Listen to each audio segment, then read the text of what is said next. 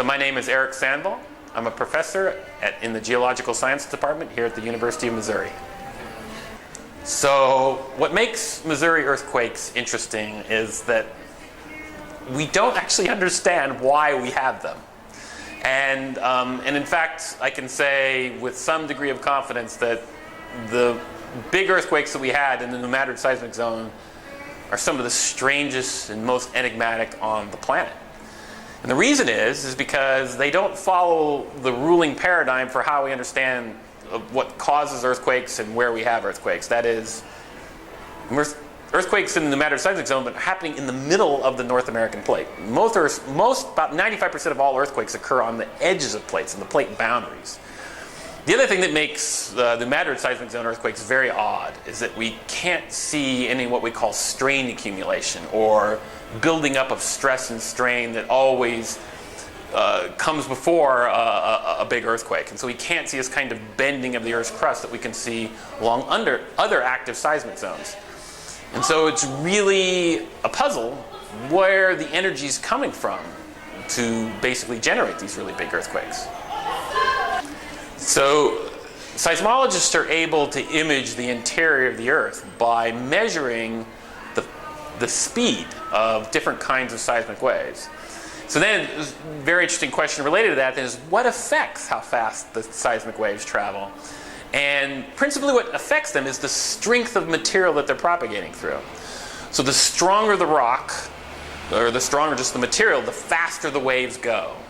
And so if you're dealing with very hot rock, it's going to tend to be weaker, and the waves are going to tend to travel more slowly. If you're dealing with very cold, rigid rock, the waves are going to tend to move more fast.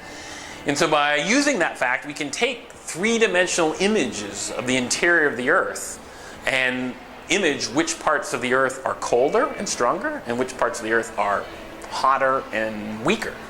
And that can tell us a lot about what's going on inside Earth.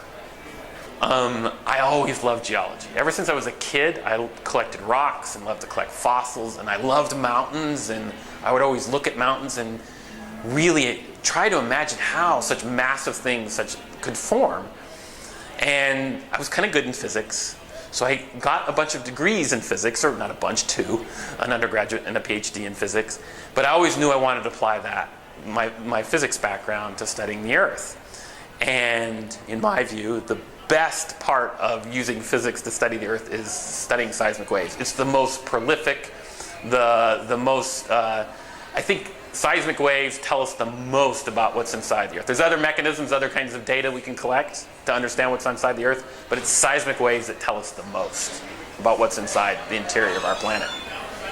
I really enjoy talking about earthquakes. I'm very much into my work and my research, so I like talking about it. I enjoy it.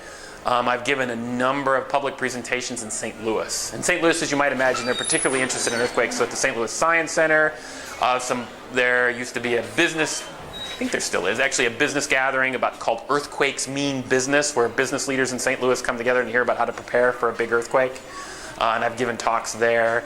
And I'm the chairman of the Missouri Seismic Safety Commission, and part of my job with the Safety Commission is public outreach and educating people about earthquakes. And so I do a lot of events with kids, and I have a lot of hands-on displays, and I give them lectures while they're playing with the hands-on displays about how earthquakes work, and that's a lot of fun.